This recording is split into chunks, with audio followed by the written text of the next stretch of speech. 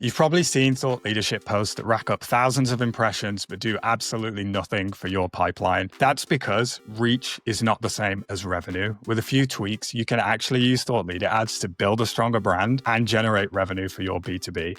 LinkedIn ads and thought leadership is actually our cheapest paid acquisition channel right now. To give you an example, one of my recent posts had 200 plus engagements, 67 comments, and 4 reposts.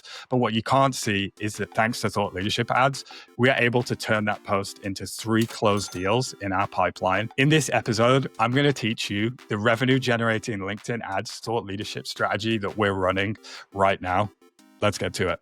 Got the right ingredients for revenue growth? A pinch of effort and a dash of hope won't cut it anymore. Grab your utensils. You're about to get some high-performing marketing recipes. Welcome to KlientBoost Kitchen. Step number 1. So the most important aspect of LinkedIn ads thought leadership is actually choosing the right posts for it, right? And so when you're looking at which posts to promote, you really want to look at three key things. So number 1 is reach and engagement signals. So the more engagements and the more reach you get from a post organically, that's a signal that this is a high quality post. And I would say typically, reach is actually a better signal of quality because LinkedIn won't necessarily increase the distribution of posts based on engagement rate alone. It will increase the distribution of posts based on dwell time. So the more time people are spending reading your posts, the more likely it is to get distribution. And that dwell time is a signal of time investment by your audience, right? And so the higher the time investment, the more likely people are to stay on the platform, the more likely LinkedIn is to reward you. So that's the first thing. But you don't want to just blanket promote posts that have high engagement and have high reach, because there are also posts that will get high engagement and high reach that don't help you achieve the goals of the business, right? And so the next thing that we're looking for is that the post has a clear value proposition. So there's something of value to offer the user. So that could be, solving a painful problem that they have. That could be just empathizing with a painful problem that they experience. There's lots of different ways to add a clear value proposition to that, but it really just needs to speak to the target audience, and it needs to do so in a way that ties your business back to a painful problem. And I would say this is probably the number one mistake that we actually see with thought leader posts is it's great to create a post that gets loads of engagement, gets loads of reach, gets loads of reshares. But if that post is not tying your business back to a specific problem, then the people that interact with it are never going to think of your brand when, they move from out market to in market, or if they are in market, they might not even know that you can help them with the problem that they have, right? And so, to summarize that, really what you're looking for is that the post has already performed well organically.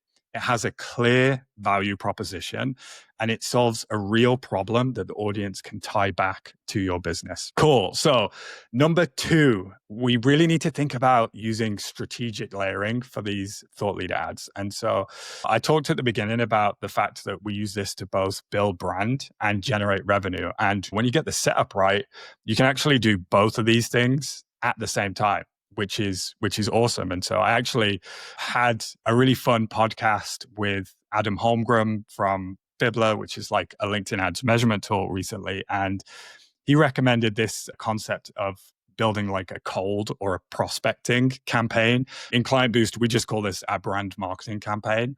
And so what you do with this is you actually target your entire target audience with this thought leadership campaign.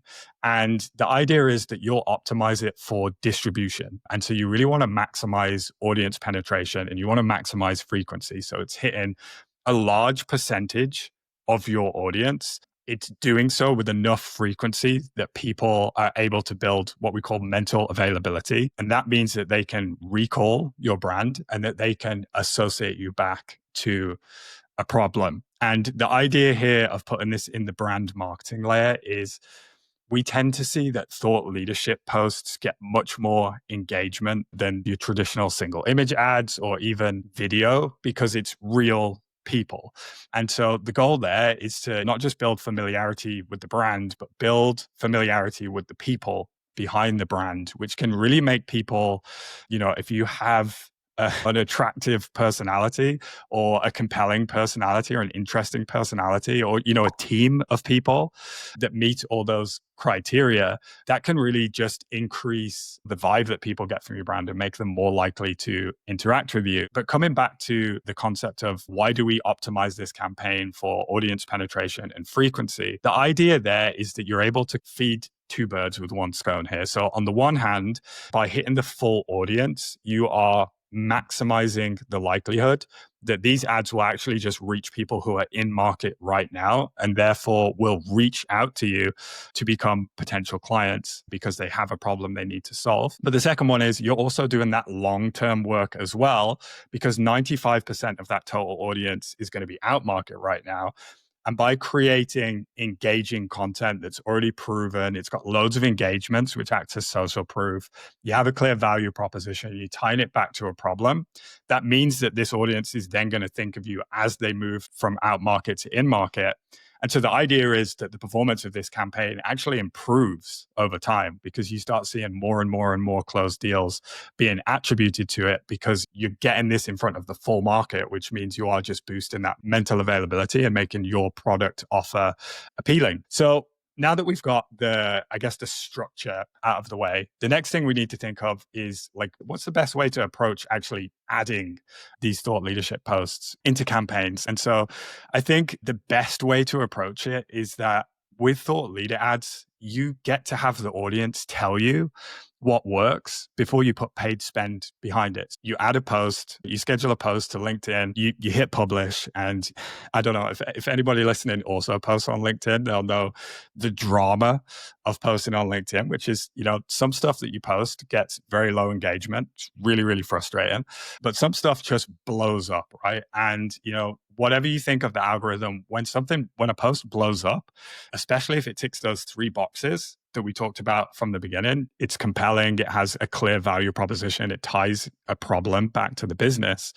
If that type of post blows up, that's a signal that this is something that's important to the audience. And then what we can do is have the audience kind of prove to us that this is going to work on paid ads. So then we can launch it on paid ads.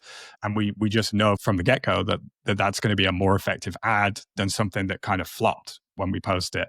That said, you don't want to just post an organic post and then immediately put paid spend behind it.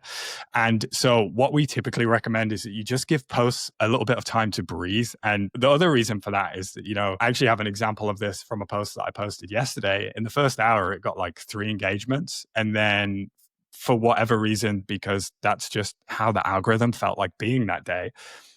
And then it was not until maybe 3 hours later that suddenly the engagement started creeping up. And I'm like, oh, this thing's got 50, 60 engagements at this point, and it just needed a little bit of time to get to that. And that does happen. So you need to give these posts a little bit of time to gain momentum because the first 2 hours are really not reflective of how that post is going to perform. And that's especially so when you have a smaller following. Like if you're sub 10K, the distribution just takes a little bit more time to get there.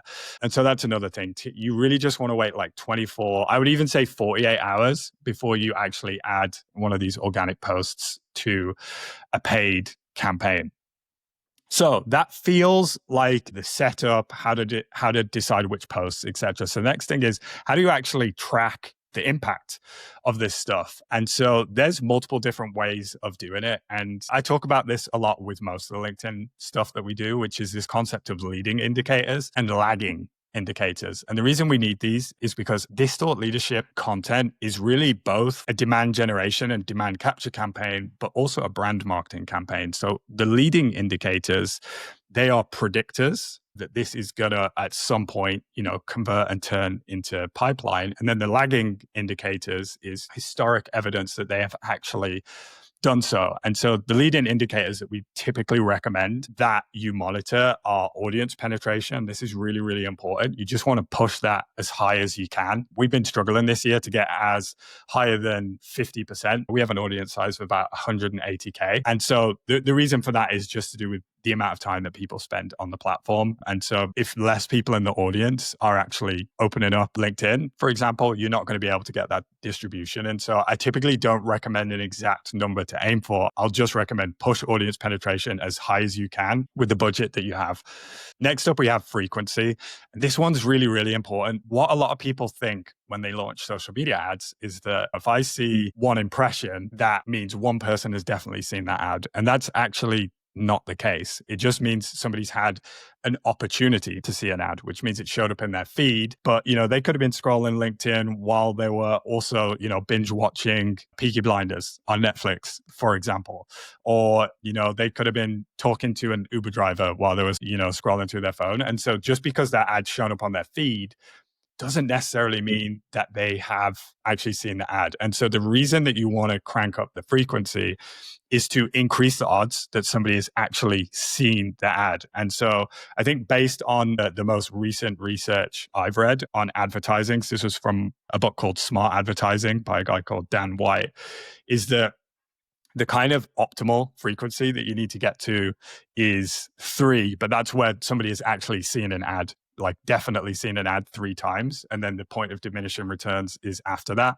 On social media, it's more like 10. So you want to aim for like probably a plus 10 frequency. We're managing to hit about 8 at the moment. I would still like that to push a little bit higher. But the principle is you really just want to push frequency. You want to push audience penetration. A lot of people say to me, if I crank frequency, am I not going to irritate my audience? I just want to make it very clear. You're absolutely not going to irritate your audience. And I have this saying that it's better to frustrate one potential customer than to have 100 potential customers that nearly convert but don't, right? Almost sales don't pay the bills. And so, yeah, that's the 2 main ones that you want to look at. But the second one is also engagement rate and dwell time. And what I love about engagement rate and dwell time is you can use these as the ad optimization metrics in platform. And so what you can do is when you see that engagement rate is dropping off or dwell time is starting to reduce, that's kind of a signal that this ad has reached saturation point. The audience is getting bored of it. And now it's time to actually load some new thought leader posts into the mix. And then obviously when it comes to lagging indicators, you really want to be looking at qualified lead volume and closed deals as well. But because this is more of a brand marketing play, most B2Bs have long sales cycles, which is really, really hard to track. I just prefer to say, really focus on the qualified lead volume. If you're getting a good volume of MQLs, if you're getting a good volume of SQLs, then that's just a really good sign that this is working. And so I guess what comes next here is cool.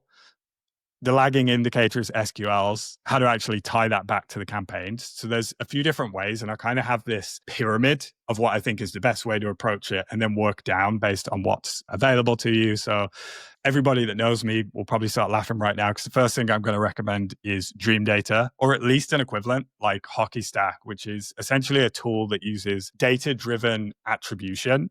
And data-driven attribution is like a combination of multi-touch attribution with incrementality that's analyzing what is the likelihood that different channels have influenced different pipeline stages. And that's based on looking at all of your historic deals and the interactions they've had with all of your different pieces of content.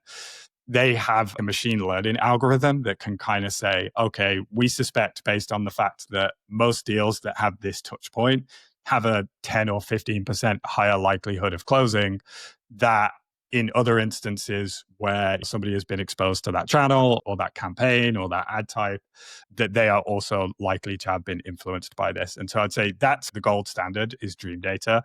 Next best thing is a tool called Fibbler, which is, I talked about Adam Holmgren earlier. This is a tool that Adam's building. And what this does is it takes your CRM data and alongside like impression and click and, form submission data, et cetera, from LinkedIn, and will give you an idea of influenced value. So this is just a really good next best option after Dream Data. It doesn't use the data-driven attribution model or use any sort of incrementality, which is why I kind of place it just below Dream Data. But it's really, really, really powerful for just understanding, how are different companies in our pipeline progressing and interacting with our ads, which campaigns are more likely to have more pipeline value attributed to them or more close-won deals attributed to them, etc. So that's the number 2 version. The next 2 versions are free. which that always gets people's attention because some of these attribution tools can be very, very expensive. And so the next one is LinkedIn's revenue attribution report. This is similar to Fibbler, just without as much detail, and it's kind of less intuitive to use. But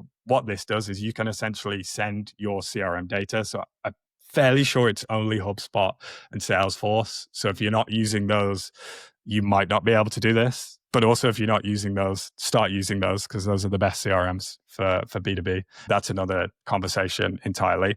But yeah, what you can do then is there's like different settings in there that you can set up, which is things like how many impressions or engagements counts as an influence deal. You can look at how an entire company is interacting with your content and get like a rough idea of how LinkedIn is influencing revenue. And you can even do that at the campaign level, which is pretty useful. What I would say as well, if you have a decent amount of spend, so probably if you're spending more than about 10K a month, which a lot of B2Bs are, you will probably have a LinkedIn ads rep that you meet with once a month.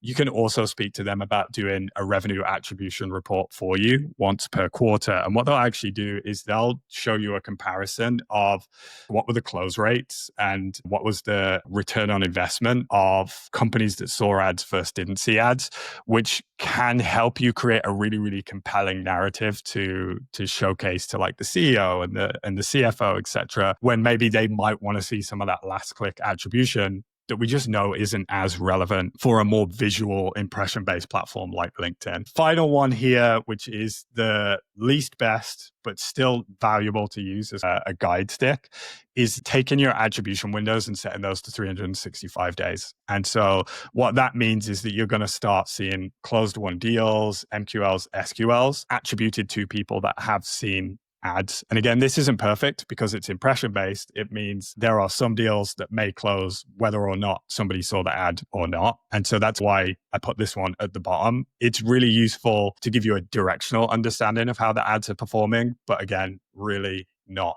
perfect. So that's how to set up the campaigns. That's how to track them. Next, I want to give you a few little tidbits and tactical secrets. So we'll start with a new tactic that we've been experimenting with. So I don't have the finalized data on here, but I would still recommend doing it because I have seen a decent number of close won deals from this. And this is something we call the working the room campaign. And so what we do with the working the room campaign is that instead of just targeting the point of contact or even the main people, the main contacts that are in our CRM, what we're doing is recognizing that there are people that are part of the buying committee that we are not in conversation with. And most of those people are either going to be on the finance team, on the legal team, or they're potentially even going to be, managing director, CEO, chief operating officer of the company. What we do is we create a separate campaign that only targets these people, the finance team, the legal team, the CEO, etc. And what we're doing is that we're using strategically created thought leadership content to specifically talk to these job titles. So it's hyper relevant to them. So an example is we actually run this ourselves right now,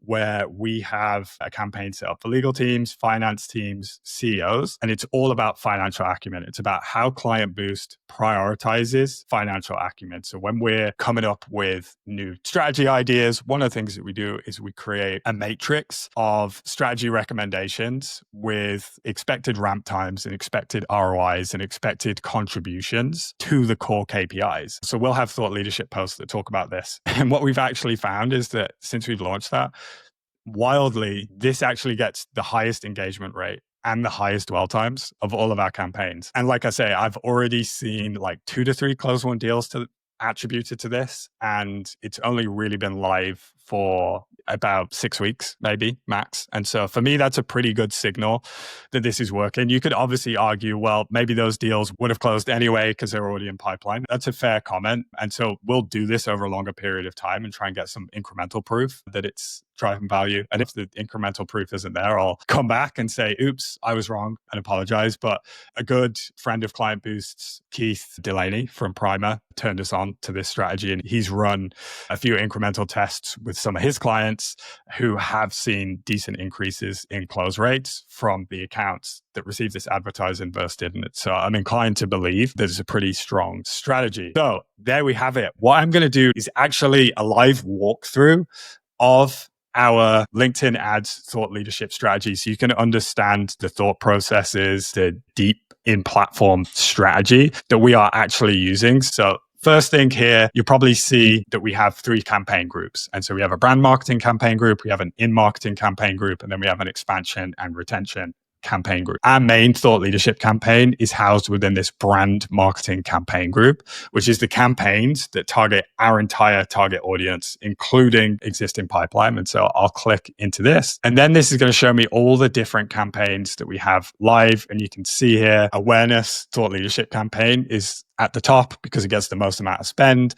It gets the most amount of spend because it's the most effective, has reasonably low CPMs, gets a lot of reach, and drives a decent amount of ROI for us compared to the other campaigns that we have live. And so I'm just going to click into this and actually start talking through the different settings that we have here, because there's also some more little tidbits that I'm excited to share with you there as well. And so first one you can see here is that we've chosen to use the brand awareness objective. The reason for this is because the goal of this thought leadership campaign is audience penetration. We want to reach as much of the audience as possible. Brand awareness is the only campaign objective that really has a built-in mechanism to help you drive as much reach as possible. So that's the reason behind that. In terms of targeting, this is another hack that I love to use. You'll see here, we use a ton of audience exclusions to actually refine this really tightly. For our core targeting, this is a little hack actually that you can take away. It's one of my favorite little LinkedIn hacks. And for our core targeting, we're actually using a third-party contact list that's built in a platform called Primer, which is third-party audience targeting. And what we do there is that's where we build our job title targeting audiences. And you can see here, this one's Manager Plus. So we're targeting pretty much anyone that holds a budget ICP, and we're doing that exclusively within the US. And so that's anybody that has like marketing, demand gen, revenue, anything kind of adjacent or marketing related is included in that job title targeting audience. And the reason I love to do this is because there's a problem with LinkedIn, which is that you'll target job titles and then are not able to exclude job seniorities. And you find that even with really tight job title targeting, you still have like entry-level roles, training roles, like apprenticeship roles or whatever creeping into it. And you have to do loads of audience cleanup on specific job titles, which is super time consuming and super annoying. And so with this, because we're sending the job titles in as a third party contact list, we can still exclude job seniorities that we don't want to hit, which is awesome. There's one job title that's excluded in this, which is self-employed. And that's it. That's it. We don't have to do any audience cleanup. And you can see that when I look at the seniority of the audience, it's all exactly what we want to hit here. There's like none of the fluff that you will typically see within these audiences. And then another awesome hack that we do is we also have this third party contact list, which is something that we call reverse ICP exclusions. So this is excluding companies that don't match at ICP. And so we can just add an extra layer of exclusions there. And there's obviously some other kind of standard stuff here, which is we exclude any existing customers. We also exclude like some companies that have fallen into the targeting there. We also exclude some specific industries that we don't want to target. So that's first, that's marketing services, advertising services, because this is really our competitors that we don't want to be wasting ad spend on. Also don't want them to be stealing our secrets, even though that's something that they very easily can do. So that's kind of everything on the targeting front. A couple of cool little tactics that you can steal there. On the ad format, you'll really want to select single image. And the reason for that is under the single image ad format, you can also promote text only thought leader posts. So even though it says single image, you can actually promote the posts that don't have a image attached to them. You can't do that with company page posts, but you can do it with the thought leader posts. And so that's everything on the ad format. We don't do anything with campaign tracking parameters on this one, just mainly because we'll actually just add in a link later, which I'll show you how to do in a moment. One more important thing to add here, just make sure audience expansion is turned off.